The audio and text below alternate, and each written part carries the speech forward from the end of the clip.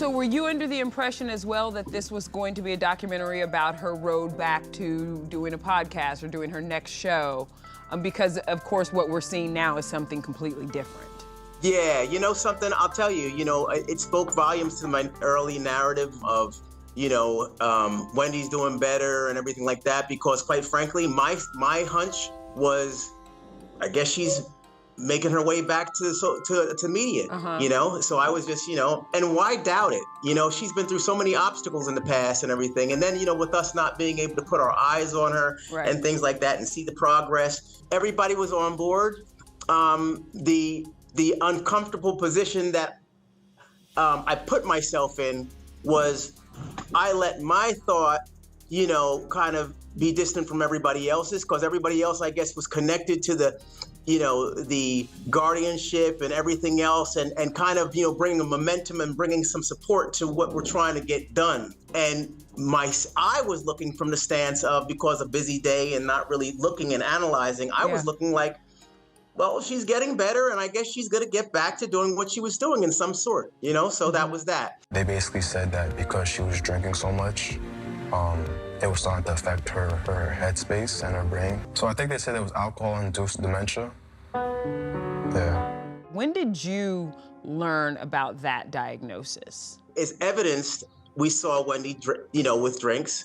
I do know that was her preference. When I visited, I experienced, and saw for myself and was able to lay my eyes on the realities. So, I think that it was probably spot on, perhaps. I don't know who was given what information from people who are authorized and qualified to give such diagnosis. But I do know that, I hadn't heard anything by anybody who's qualified. In conversations that I've had with Wendy, there have been dribbles along the way early on with, maybe calling the different person, things of that nature. So I can attach myself to maybe somebody coming up with that terminology because of things like forgetfulness and things like that. Fast forward to now, when we're plugged in and get a phone call, I don't hear that. I hear, hey, Tommy, how you doing? You know what I'm saying? It's interesting to me because I think we've heard your niece say and some of your other family members say she needs to be with us because she's not doing as well. I want the family to become the guardian. And you guys are ready to take care of her? 100%. But you're saying when you talk to her, she does sound like she's doing well. Well, she sounds like she's doing well, first of all, because she's plugged into family. And I don't know, I don't know everybody else's indication as to, how frequently they speak with her. I pretty much try to line my day up, try to wear earbuds, man the phone, be ready to tell everybody back up, a call's coming in, to be ready for Wendy's call. And I'll say that each time we get on the phone, it's exciting. Okay. We're looking forward to it. So when I do hear Wendy's voice, she does sound upbeat and happy. And she does sound clear because she's talking to the people that she wants to be with. Got it. She's excited about the conversation. She's not excited about the dwelling where she is. She's excited about the possibilities and things like that. And I'm just saying, just from my take. I'm not in Wendy's head, but you know what? I'll say that no, it's not the latter of the two. It's not, oh, they must be really doing things right because she sounds great. No, she sounds great because she's finally talking to the people who make her sound really good and make her heart feel warm. Because she's talking to her brother and she misses you and wants to talk to you. That's what you're saying. Yeah, and normally when she gets on the phone, it's not just her brother. It's a patched call. So, it might be me and it might be my sister Wanda, it might be my dad on the phone. So we collectively, hey, how you doing? And we try to pull back and have everybody kind of experience kind of an individual conversation. But we work with what we got. Can I just ask you this? So you guys, I know you don't know where she is. Is it just agreed upon through the courts that you can't even say to her, Wendy, where are you? It's just a matter of, all this has been going on for so long, and I stay in contact. I'm in Florida. I'm not far from my oldest sister and my dad and everything. So we kumbaya frequently. And so, I don't feel necessary to use that time. Everybody is, I would imagine it's a very volatile situation, and I would imagine that Wendy is extremely unnerved being outside of her element, with freedom. I think she's losing memory. Have you guys noticed that? How dare him? I control men. But how were you and the family made aware that this documentary was even being shot? It was kind of like, we're a tribal family, as most families are. I would think that everybody aspires to be tribal. So, we rallied around.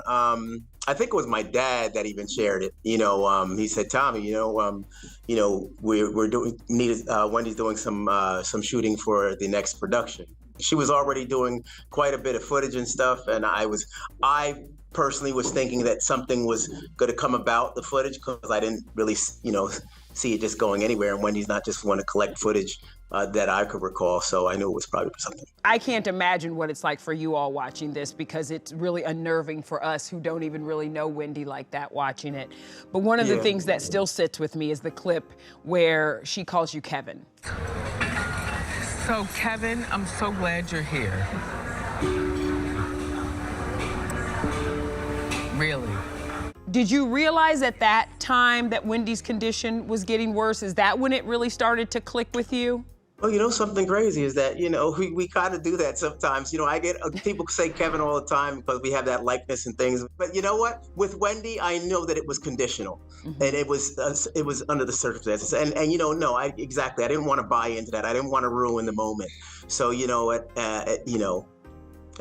you just let it go. But you just let it go. I'm going to be doing such fun things on my new TV show.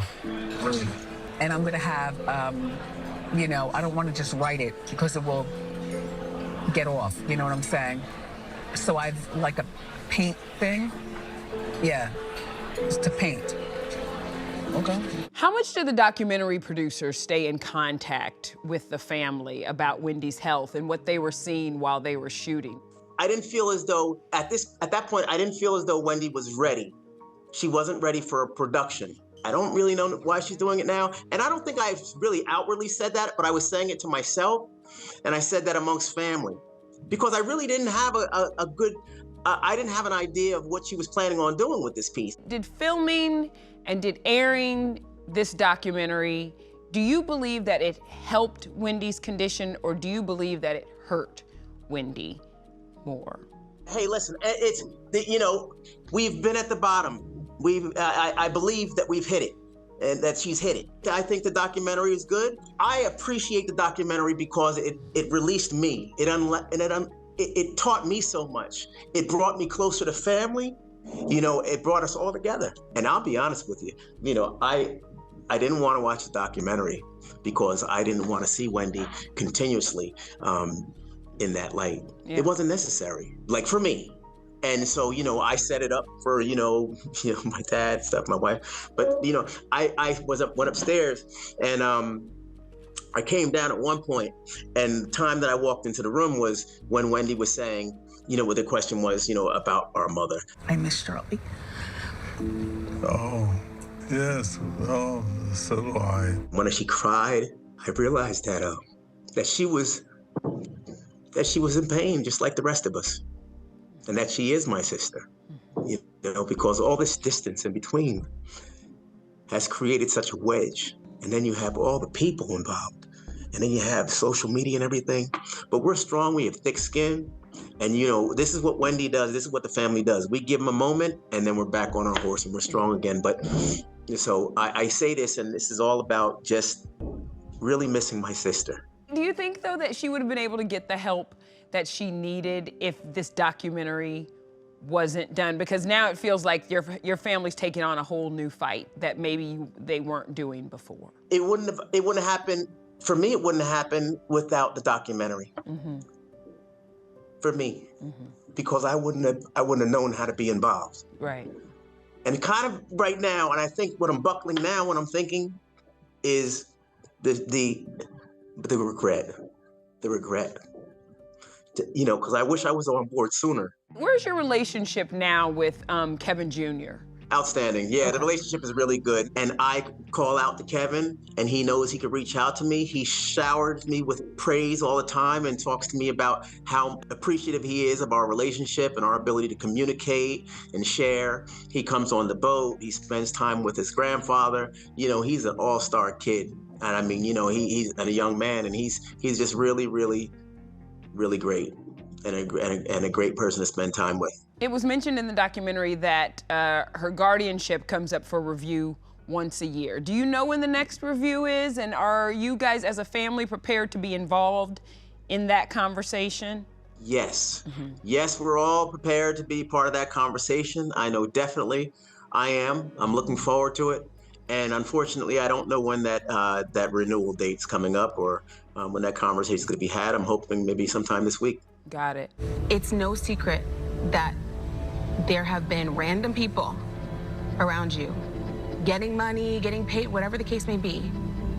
Stealing money from me. You know, the argument on the other side of this guardianship issue is that you have someone there who doesn't have skin in the game as far as financial and all of those things, who just is there to, quote unquote, do the right thing. So at this point, what is it that the family wants for Wendy? Yeah, well, you know, you're dealing with a family that's, you know, we have a certain degree of intellect and we can, you know, definitely kind of, you know, pull and figure things out. So there's no doubt in my mind that we'll be able to help Wendy. You know, I think that, you know, the guiding light for her that would really set us aside from anybody else would be that we have a love for Wendy. Got it. You know, and we truly have her best interests in mind.